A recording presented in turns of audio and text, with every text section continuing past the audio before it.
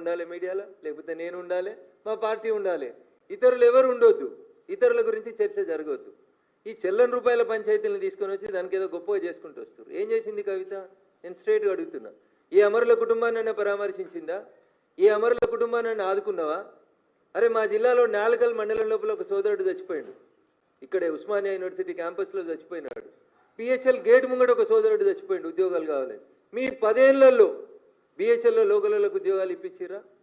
నాలుకల్లో చచ్చిపోయినటువంటి కుటుంబాన్ని ఎన్నడన్నా పరామర్శించిరా?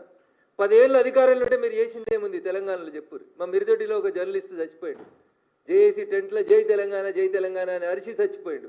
కనీసం 10 లక్షలు ఇవ్వలే కుటుంబానికి, జర్నలిస్ట్ కుటుంబానికి. ఏం చేశారు మీరు అధికారంలో ఉన్న 10 ఏళ్ళు? పైసలు సంపాదించుకున్నారు, ఆస్తులు పెంచుకున్నారు తప్ప జనానికి వాస్తవాలు అర్థమైన తర్వాత మిమ్మల్ని వద్దని అనుకున్నారు జనం. ఇక వాళ్ళని వాళ్ళు బ్రాండింగ్ చేసుకోవడం కోసం టూ క్వైట్ కాంట్రడిక్టరీ స్టేట్మెంట్స్ చెప్తున్నారు కవిత గారు. ఒకసారి ఏమంటున్నారు, బీజేపీలో బీఆర్ఎస్ని విలీనం చేయమని చర్చలు జరిపారు.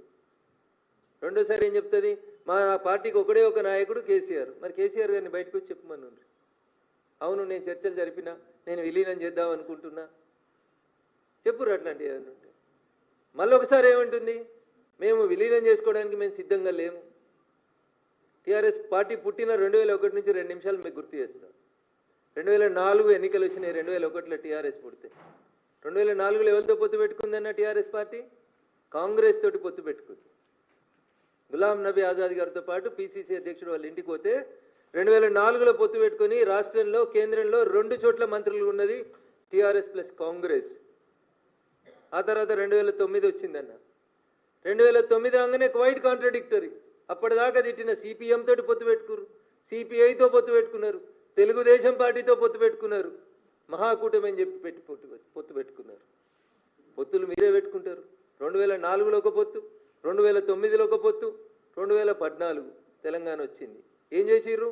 మేము విలీనం చేస్తాం, మాకు దర్శనం ఇస్తే చాలు, మమ్మల్ని కాళ్ళు మొక్కనిస్తే చాలు, మొత్తం కాందాని వస్తామని పోయిర్రా పోలేదా?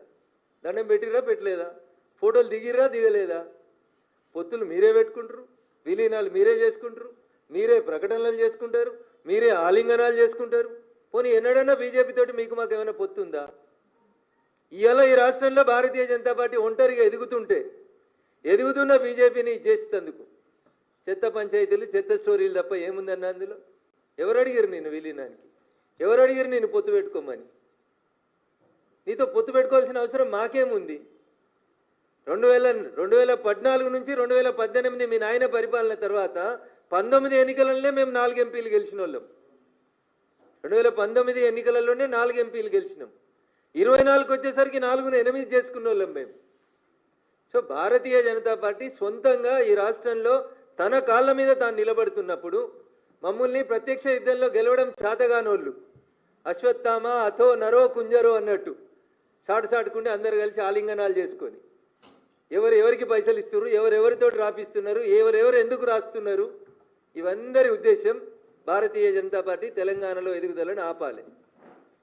ఇది అయ్యేది కాదు, అది పోయేది కాదు.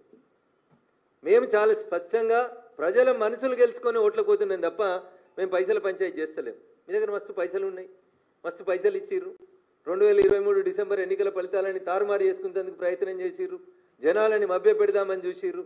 పైసలు గెలిపి ఎప్పుడు కూడా ప్రజలకి సేవ చేసేటోళ్ళు గెలుస్తారు తప్ప పైసలు ఇచ్చేటోళ్ళు కాదు.